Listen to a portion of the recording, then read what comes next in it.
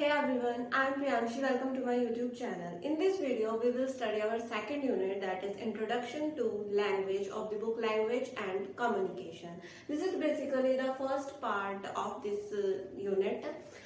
In this video, we will study about language. What is language? Language का meaning क्या है? And what is the structure of language? कि जो language है उसका structure कैसा है? Let's start language. लैंग्वेज क्या है? Human ability. जो हम ह्यूमंस हैं, ह्यूमन बींग्स हैं, उनकी एक एबिलिटी है, बोलने की जो एबिलिटी है जिससे हम अपने थॉट्स को कन्वे कर सकते हैं, उसको लैंग्वेज बोलते हैं। इंपॉर्टेंट फंक्शन, लैंग्वेज का इंपॉर्टेंट फंक्शन क्या है? इसका इंपॉर्टेंट मतलब महत्वपूर्ण कार्य क्या है?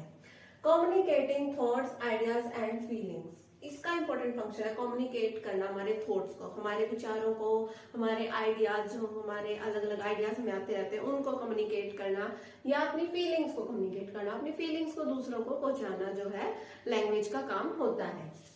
Use it automatically without particularly thinking about it. जो हम हैं, हम जो ह्यूमन बींग्स हैं, यूज इट ऑटोमेटिकली, हम इसे ऑटोमेटिकली यूज करते रहते हैं without much thinking about it. मतलब इसके बारे में इतना ना सोच के कि कैसे यूज करें, कब करें और क्या चीज है लैंग्वेज, कैसे हुई, मतलब इस बारे में ना सोच के हम इसे कॉन्टिन्यूस वे में यूज करते रहते हैं। जैसे मैं अभी आपको पढ़ा रही हूँ तो मैं भी लैंग्वेज को यूज करके ही पढ़ा रही हूँ। हाईली कॉम्प्लेक्स, जो लैंग्वेज है वो बहुत ज्यादा कॉम्प्लेक्स है। जैसे अभी हम हिंदी बोल रहे हैं, अभी मैं हिंदी बोल रही हूँ तो हमें लगता है कि हिंदी तो बहुत इजी सी भाषा है, इसमें क्या कॉम्प्लेक्सिटी है। लेकिन हमें जैसे हिंदी इंग्लिश तो आती है, लेकिन अगर हम कोई फॉरेन लैंग्वेज सीखे, जैसे जो हमें नहीं आती, फॉर एग्जाम्पल हम फ्रेंच सीख रहे हैं, तो जब हम उसे सीखेंगे तो हमें पता चलेगा कि जो लैंग्वेज सीखना कितना कॉम्प्लेक्स प्रोसेस, के ग्रामर सीखना, उसके रूल्स सीखना और अलग अलग वर्ड्स को सीखना, तो it is very complex process. Children acquire it automatically without any effort. जो लैंग्वेज है वो चिल्ड्रन के द्वारा ऑटोमेटिकली एक्वायर की जाती है विदाउट एनी मच एफर्ट। जैसे बच्चा जो जिस इन्वायरमेंट में रहता है वैसी भाषा बोलना वो सीख जाता है, जैसे वो जिसको मदर टंग बोलते हैं, तो वो बहुत आसानी से सीख जाता है। इतना उसे सिखाना नहीं पड़ता कि बच्चे ये क्या है, ये क्या है, वैसे उसको मतलब डेली लाइफ में वो बोलना सीख जाता है विदाउट, मतलब उससे पहले ये नहीं होता कि जब बच्चा 1-2 साल का, तो उसे पहले पूरी ग्रामर बताएं कि भाई ये हमारी लैंग्वेज है, अब ये इसकी ग्रामर है, फिर ही आप ग्रामर मतलब की लैंग्वेज को यूज करोगे। लेकिन वो तो एक नेचुरल वे में जो है उसे सीख जाता है विदाउट एनी एफर्ट। जैसे हम लोग जो है, हमें हिंदी नेचुरली आई है, हमने इंग्लिश को जो है वो बाद में अपने करिकुलम में सीखा है। लेकिन अगर हम किसी और कंट्री में रहते हैं जहाँ पे इंग्लिश बोली जाती है, तो वो हम नेचुरली एक्वायर कर लेते हैं। तो बोलने से ज्यादा अच्छी आती है कोई भी language rather than learning it's grammar and rules. Rule govern system, जो लैंग्वेज है वो एक रूल गवर्न सिस्टम है। इसके अंदर एक अलग ग्रामर होती है, हर एक लैंग्वेज की अपनी एक ग्रामर होती है और उसके अंदर कुछ ना कुछ रूल्स होते हैं जो हमें फॉलो करने पड़ते हैं, ताकि जो हम अफेक्टिव वे में या लैंग्वेज का सही तरीके से यूज कर सके। फॉर एग्जाम्पल कि कोई कहता है कि मैं तो यूज नहीं कर रहा ग्रामर के रूल्स को, जैसे एक सेंटेंस होता है आई गो टू स्कूल, तो ये पूरे एक ग्रामर के रूल्स फॉलो करके ये सेंटेंस बनाया गया है। अगर मैं बोलूँ कि आई स्कूल गो टू, तो this does not make sense, तो ये कोई सेंस ही नहीं निकल रही इस चीज से। तो इसके कुछ रूल्स होते हैं जो हमें फॉलो करने पड़ते हैं। आर्बिट्रेरी, जो लैंग्वेज है वो आर्बिट्रेरी है। आर्बिट्रेरी होता है किसी भी कोई भी वर्ड किसी चीज के लिए चूज करना, तो इसका मतलब ये नहीं कि उसके पीछे कोई रीजन होगा। जैसे मैंने चौक से लिखा हुआ, तो चौक, जो चौक वर्ड है वो कोई स्पेसिफिक रीजन नहीं है कि हम उसे चौक क्यों बोलते हैं। टेबल है, टेबल को हम टेबल ही क्यों बोलते हैं। दिस इज ब्लैक बोर्ड, तो हम ब्लैक बोर्ड को ब्लैक बोर्ड ही क्यों बोलते हैं। तो इसका कोई रीजन नहीं होता है किसी भी लैंग्वेज में। स्पीसीज स्पेसिफिक, ये जो है, जो ह्यूमन स्पीसीज है वही लैंग्वेज को यूज कर सकती है, और कोई ऐसी जाति नहीं है कि लिविंग बीइंग की जो लैंग्वेज को यूज कर सकती है। Finite as well as infinite, जो लैंग्वेज है वो फाइनाइट भी है और इनफाइनाइट भी है। फाइनाइट किस में है? Finite in the way of speech sounds या फिर अल्फाबेट। जैसे इंग्लिश के अंदर 26 अल्फाबेट्स होते हैं, ये जो है अल्फाबेट जो है 26 ही है और फाइनाइट है। इनफाइनाइट किस सेंस में है? जैसे उन वर्ड्स को अल्फाबेट्स को यूज करके, उन 26 अल्फाबेट्स को यूज करके हम अलग अलग वर्ड्स बना सकते हैं और अलग अलग इनफाइनाइट सेंटेंसेस बना सकते हैं। अब उन सेंटेंसेस को गिनना कि उन वर्ड से जो अल्फाबेट्स हमने वर्ड्स बनाए हैं उन वर्ड से कितने हम सेंटेंसेस बना सकते हैं, हम इनफाइनाइट नंबर है, उनको कोई गिन के नहीं लिखा जा सकता। So this is all about language. Now we will study about structure of the language. Language का structure कैसा है? Forms include phonology, morphology and syntax. इसके अंदर forms include करते हैं phonology, morphology and syntax. We will study about आगे हम इसमें पढ़ेंगे. Context includes semantics. Context जो है वो include करता है semantics. यूज इंक्लूड्स प्रैग्मेटिक्स, और यूज जो है जब हम लैंग्वेज को यूज करते हैं तो उसके अंदर आता है प्रैग्मेटिक्स. तो one by one we will study about it. Phonology. Phonology क्या होती है? Characteristics of speech sounds.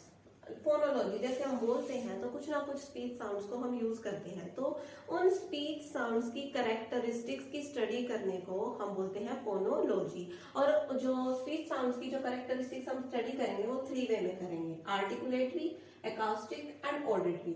Articulatory होती है किस वे में जो है स्पीच साउंड्स प्रोड्यूस किए जाते हैं.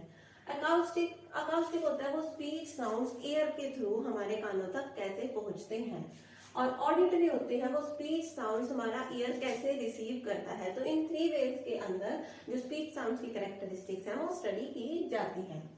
फोनीम. अब फोनीम क्या होता है? It is a technical word used for speech sound. जो स्पीच साउंड में अभी तक बोल रही हूँ कि स्पीच साउंड की स्टडी करने को हम फोनोलॉजी बोलते हैं, तो उस स्पीच साउंड के लिए टेक्निकल टर्म यूज की गई है जिसे बोलते हैं फोनीम. फॉर एग्जांपल होता है फोनीम जैसे P and B. Distinguishes meaning.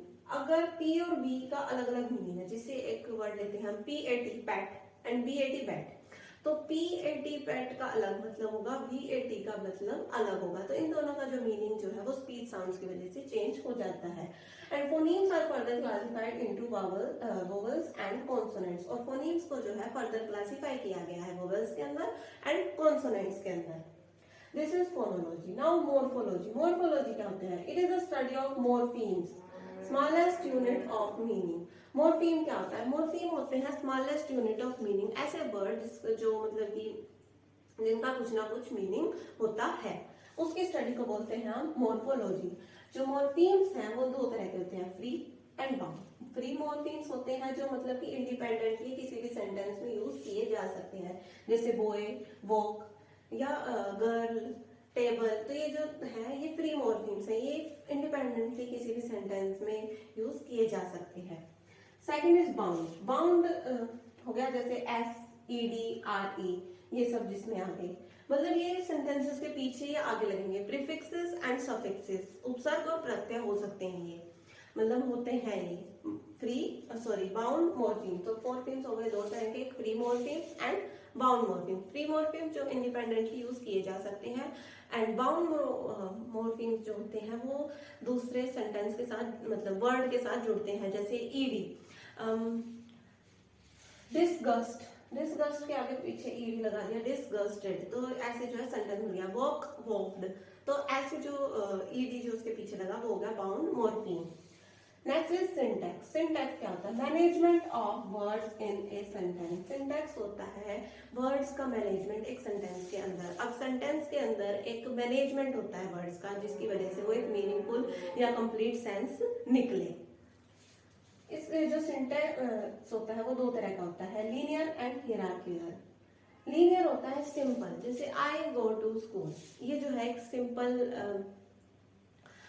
Sentence है, सिंपल अरेंजमेंट है वर्ड्स का. हियरार्किकल के अंदर आएगा जैसे I who stays here, who stays in Delhi goes to school, या I who is the best friend, Rajni who is best friend of mine goes to school with me, कि मेरे साथ school जाती है रजनी. तो इस तरह के जो हो गए वो हियरार्किकल हो गए. इसके अंदर थोड़ा सा कॉम्प्लेक्स स्ट्रक्चर जो आ गया उसे बोलेंगे हियरार्किकल. ये था सिंटैक्स. तो फॉर्म्स के अंदर तो 3 चीज आ गई, phonology, morphology and syntax. Now context के अंदर क्या आएगा? सिमेंटिक्स. सिमेंटिक्स क्या होता है? Study of meaning at all the 3 levels. In 3 levels पे जो मीनिंग की स्टडी की जाती है वर्ड्स की, फोनोलॉजिकल लेवल पे भी, मोर्फोलॉजिकल लेवल पे भी और सिंटैक्सिकल लेवल पे भी जो स्टडी की जाएगी उसे बोलेंगे सिमेंटिक्स. सिमेंटिक्स के अंदर क्या होता है? Conceptual and associative meaning. Conceptual and associative meaning को की स्टडी की जाती है कि जो वर्ड जो है उनका कंसेप्ट से क्या मीनिंग है और एसोसिएटिव मीनिंग क्या है, 2 वर्ड्स के अंदर भी क्या रिलेशन होता है. Semantic features. Semantic features features भी देखे जा सकते हैं उसके अंदर। एंड लेक्सिकल रिलेशंस होते हैं कि दो वर्ड्स आपस में कैसे जुड़े हुए हैं, उनके बीच में क्या रिलेशन है। तो इसके अंदर आते हैं सिनोनियम्स, एंटोनियम्स एंड होमोनियम्स। सिनोनियम्स होते हैं सिमिलर वर्ड्स, प्रायवाची शब्द, जैसे गुड, नाइस जो है, ये बेटर जो है, क्या है, ये सिनोनियम्स हो गए एक दूसरे के, जो सिमिलर है मीनिंग्स में। एंटोनियम्स यानी ऑपोजिट वर्ड्स। बैड का एंटोनियम होता है गुड। तो इस तरह के वर्ड जो है इनके अंदर एक रिलेशन है, जिसे बोलते हैं lexical relation. Last is homonyms. Homonyms होता है जो वर्ड्स साउंड में एक जैसे होते हैं लेकिन मीनिंग में अलग अलग होते हैं। प्रैग्मेटिक्स क्या होता है? Study of use of language की, लैंग्वेज की यूज को स्टडी करने को बोलते हैं हम pragmatics. Study of invisible meaning. Pragmatics के अंदर क्या होता है, जो सेंटेंस का या वर्ड्स का जो इनविजिबल मीनिंग होता है उसको स्टडी करना, और to decode the meaning on the basis of context या सिचुएशन, या मीनिंग को डिकोड करना on the basis of context की कैसी सिचुएशन है, उसके अंदर कैसे जो बातें हो रही हैं उनके मीनिंग को समझना। जैसे किसी जो से दो व्यक्ति बात कर रहे हैं, तो हम ऐसे अगर बीच में उनकी बातों को सुनेंगे तो कई बार हमारे समझ में नहीं आएगा कि किस बेसिस पे बात कर रहे हैं। तो अगर हमें पता होगा कि मतलब इस चीज की स्टडी करना कि क्या बंदा क्या बोल रहा है, कैसे बोल रहा है और क्या पर्पस है ये सारी बातें करने का, तो ये जो स्टडी आती है वो आती है प्रैग्मेटिक्स के अंदर कि एक लैंग्वेज को कैसे यूज किया जा रहा है। तो this is the structure of the language. In this video we have studied about language, what is language and what is the structure of language. तो thank you for watching my video.